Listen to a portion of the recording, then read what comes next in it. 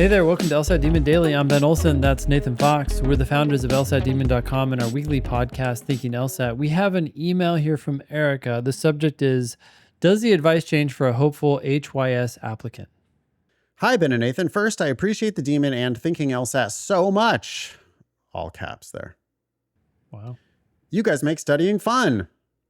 That's the third exclamation point from Erica. I took my first ever cold diagnostic and got a 163. I was floored. I realized that maybe the elusive HYS is within reach. I have a 3.99 UGPA, a Bachelor of Science, a former NASA scientist with some publications. Sounds almost too good to be true, really. Like, this is somebody who absolutely should score in the 170s eventually. Yep. Your practice test, your cold diagnostic of 163 is awesome. That's almost unheard of. And I have no doubt that you're going to end up at 175 or higher. Then almost a 4.0 and a BS, which means something.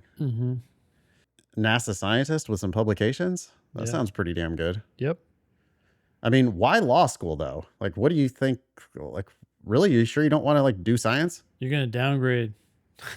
Seems like a downgrade, yeah. But I don't know what Erica really wants to do. Anyway, Erica's asking for advice. Okay. Erica says, according to the deans of admissions at Yale and Harvard, they seem to take a much more holistic view of applicants. Can they just fucking stop saying that? Yes, they have a holistic view of applicants because everybody who applies has a 4.0 and a 175. Yeah, well, everyone in contention, right? There are some fools who still apply with low numbers, but anyone that they're seriously considering already has the numbers, so they have the luxury of looking beyond the numbers. But that's only after you have the numbers. It's not holistic in a vacuum. People think it means like, oh, so, I'd have a better chance if I had a 3.4 and some really killer extra, really killer softs. No. Softs. Yeah, they're soft. No, the 3.99, that's awesome. The 175 that you're going to eventually get, that's awesome. Now all your softs, yes, are going to help you. But I don't see how that changes any advice. They go on, Erica goes on and says, this makes sense to me, this holistic view, since they have the luxury of being incredibly selective. But it got me wondering, is there any advice that you might augment for someone trying to become a Yale law student as opposed to someone just looking to get into the top 14? Yeah, the top 14. It ain't what it used to be, Ben. There's 17 schools now in the top 14. Yeah. Erica says, I'm going to grad school for public service before enrolling in law school. Wait, what? Why? Why? Semicolon. Can I leverage that experience to make myself a more attractive candidate?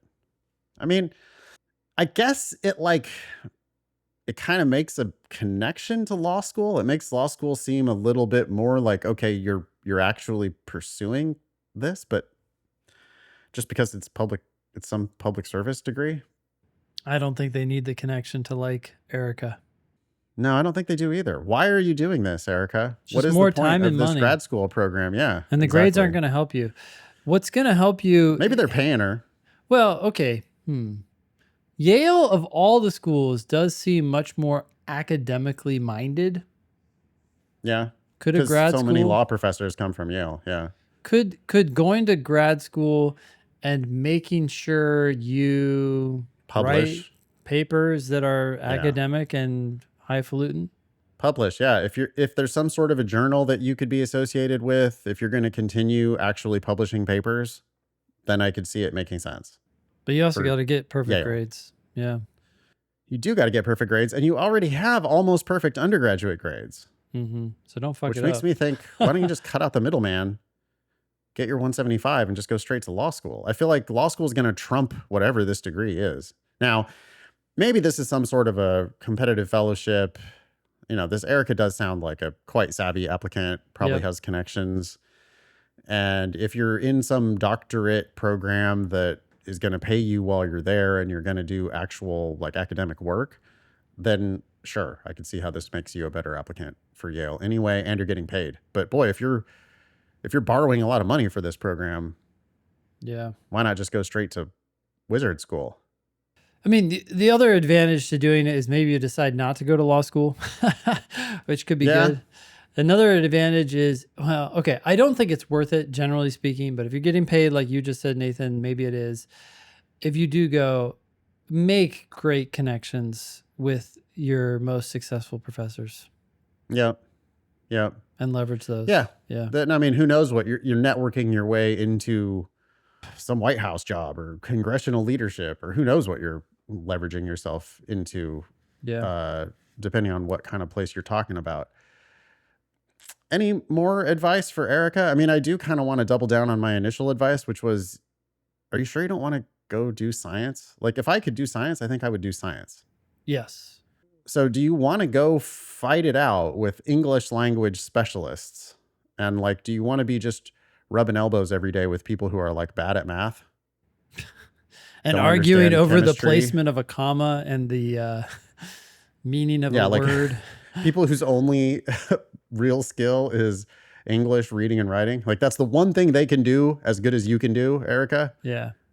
Is reading and writing. That's why they're in law school.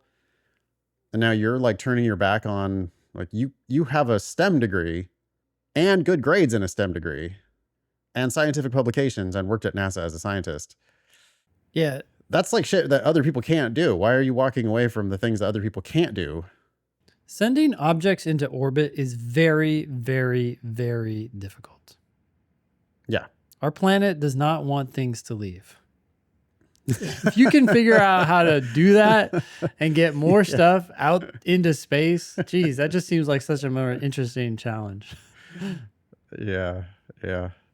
Anything more for Erica? No, please don't go to law school. You could save us, Erica. You could do science. You could cure cancer. Maybe work on those things. Yeah. Instead of like fighting about money with a bunch of other lawyers. I don't know. Yeah. All right. Thank you, Erica, for writing in. Email daily@lsatdemon.com if you would like to ask us a question or share some LSAT or law school admissions news. Thanks for listening.